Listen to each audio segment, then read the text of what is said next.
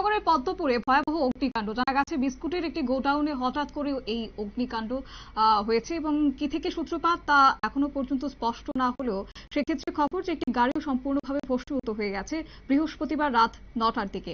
উত্তর ত্রিপুরার ধর্মনগর শহরে পদ্মপুর মধুবাড়ি লিংক রোড এলাকায় ঘটে এই ভয়াবহ অগ্নিকাণ্ড।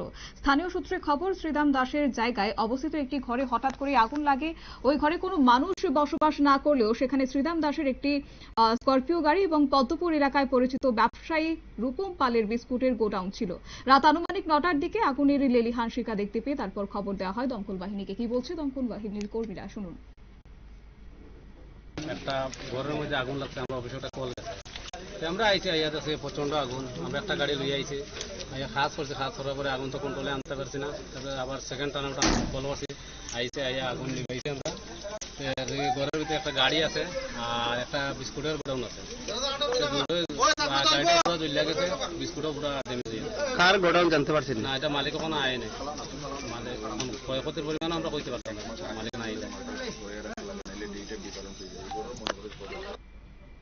দমকল কর্মীর বক্তব্য আপনারা শুনলেন এবং এই ঘটনার খবর পেয়ে ধর্মনগর থানার পুলিশ ঘটনাস্থলে উপস্থিত হয়। উপস্থিত ছিলেন ধর্মনগর মহকুমা পুলিশ আধিকারিক জয়ন্ত কর্মকার, এছাড়াও থানার officer incharge Meena Debbarma. Police সূত্রে জানা গেছে অগ্নিকাণ্ডের সঠিক কারণ এখনো পর্যন্ত জানা যায়নি, তবে ধর্মনগর থানার পুলিশ পুরো ঘটনার তদন্ত শুরু করেছে এবং তদন্তের মাধ্যমে অগ্নিকাণ্ডের পেছনে মূল রহস্য উদ্ঘাটন হবে বলে আশা করা হচ্ছে।